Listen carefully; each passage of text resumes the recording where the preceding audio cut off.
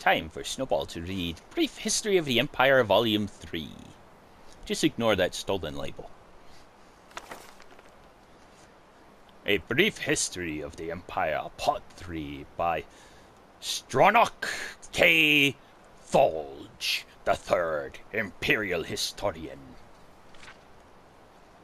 The first volume of this series told the brief story of the succession of the first 8 emperors of the Septim dynasty from Tibur, the first to Kentriah II. The second volume described the War of Red Diamond and 6 emperors that followed its aftermath, from Uriel III to Cassander I. At the end of that volume, it was described how the Emperor Cassander's half-brother, Uriel IV, assumed the throne of the Empire of Tamriel. It will be recalled that Uriel IV was not a septim by birth. His mother, though she reigned as empress for many years, was a dark elf married to a true septim emperor, Pelagius III. Uriel's father was actually Kentriah's first consort after Pelagius's death, a Breton nobleman named Galavir Larate. Before taking the throne of the empire, Cassander I had ruled the kingdom of Wayrest, but poor health had forced him to retire. Cassander had no children, so he legally adopted his half-brother Uriel and abdicated the kingdom. 7 years later, Cassander inherited the empire at the death of his mother. 3 years after that, Uriel once again found himself the recipient of Cassander's inheritance. Uriel IV's reign was a long and difficult one, despite being a legally adopted member of the Septim family, and despite the Larate's family high position. Indeed, they were distant cousins of the Septims. Few of the Elder Council could be persuaded to accept him fully as a blood descendant of Tibur. The council had assumed much responsibility during Kentriah I's long reign, and Cassander I's short one, and a strong-willed alien monarch like Uriel IV found it impossible to command their unswerving fealty. Time and again, the council and the emperor were at odds, and time and again, the council won the battles. Since the days of Pelagius II, the Elder Council had consisted of the wealthiest men and women in the empire, and the power they wielded was conclusive. The council's last victory over Uriel IV was posthumous. Adorak, Uriel IV's son, was disinherited by vote of the council, and a cousin more closely related to the original septim line was proclaimed Sepphoris II in 3E 247. For the first 9 years of Sepphoris II's reign, those loyal to Andorak battled the imperial forces in an act that the sage Aranitine called Tiber Septim's heart beating no more.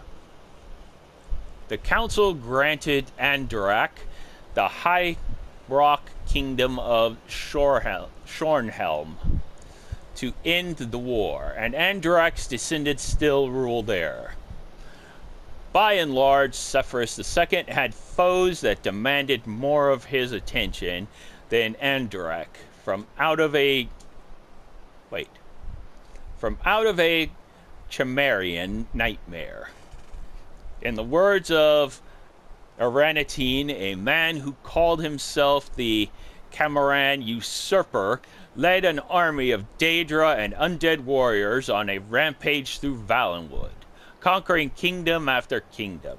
Few could resist his onslaughts, and as month turned into bloody month in the year 3E 249, even fewer tried. Sepphoris II sent more and more mercenaries into Hammerfell to stop the usurper's northward march, but they were bribed or slaughtered and raised as undead.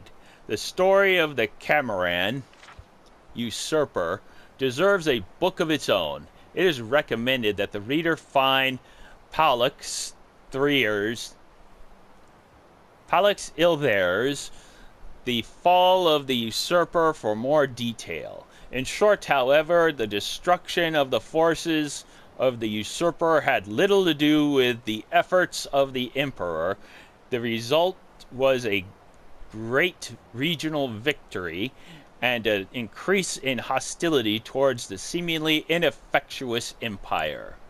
Uriel V, Sepphoris II's son and successor, swiveled opinion back towards the latent power of the empire, turning the attention of Tamriel away from internal strife.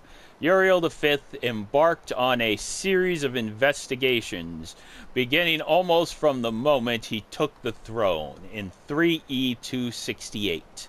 Uriel V conquered Roscrea in 271, Cathnoqui